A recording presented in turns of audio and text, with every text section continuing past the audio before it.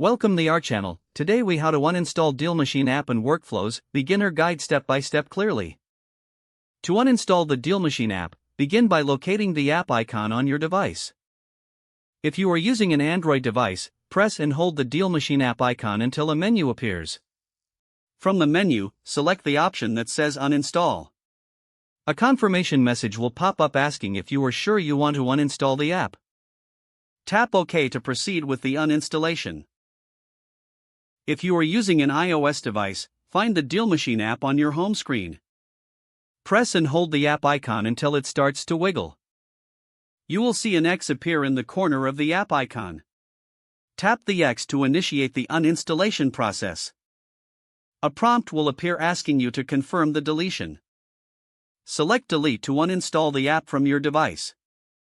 Once the app has been removed, it is important to check for any leftover files or data. Go to your device's settings and locate the Storage or App Management section. Look for any folders or files related to DealMachine and delete them if necessary. After uninstalling the app, consider reviewing any workflows you may have set up. If you use DealMachine in any collaborative projects, inform your team members of your decision to uninstall.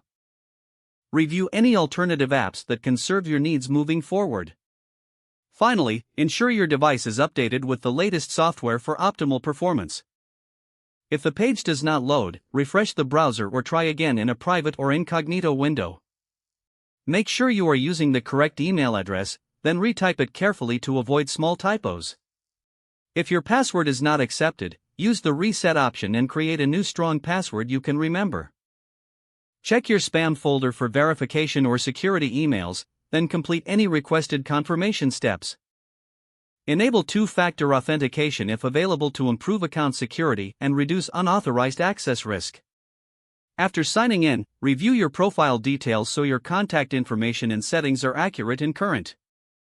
If you see an error message, note it down and try again after restarting your device and internet connection. Log out when you finish, especially on shared devices, to keep your account and payment information secure. If the page does not load, refresh the browser or try again in a private or incognito window.